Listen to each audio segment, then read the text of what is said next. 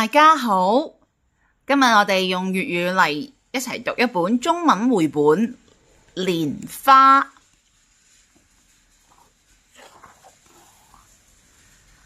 夏天到了，水池裏長滿了圓圓大大的葉子，又直又挺的葉柄撐着葉子，好像撐起了一把把小綠傘。在小綠傘中間長出了一朵朵粉紅色嘅花兒，高高地伸出水面。花瓣有的緊緊地閉着，有的輕輕地張開了。粉紅色嘅花兒一朵一朵地盛開了，這種漂亮的花兒叫做蓮花，也叫做荷花。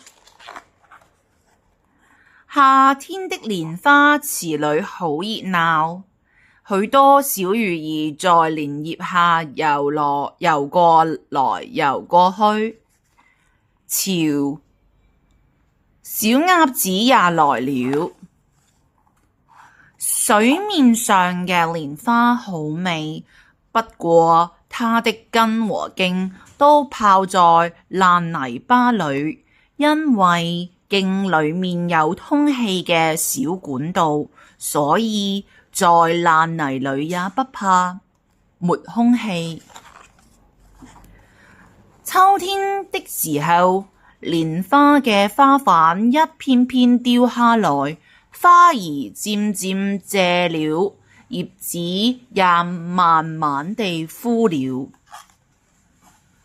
花瓣謝了，中間的花托慢慢長大，變成了蓮蓬。你睇，光禿禿的蓮蓬像不像我們沖澡時用嘅蓮蓬頭啊？蓮蓬上有很多小洞，每個洞裏藏着一粒小種子，叫做蓮子。當蓮蓬裏嘅蓮子變成褐色，就可以採收了。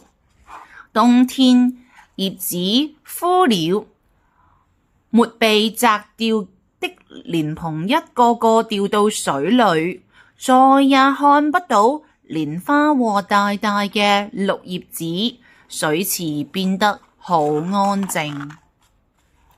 蓮花謝了，爛泥裏的莖卻漸漸變大變胖，它們就是蓮藕。秋天變成冬天的時候，正是採蓮藕嘅好季節。蓮不僅花開得漂亮，每個部位也都很有用。蓮花可以泡茶，蓮葉可以把食物包起來蒸煮，蓮子和蓮藕都可以做出各種好食的東西。好啦，今日我哋嘅故事時間又到咗啦，希望你喜歡今日嘅粵語繪本，下次再見，拜拜。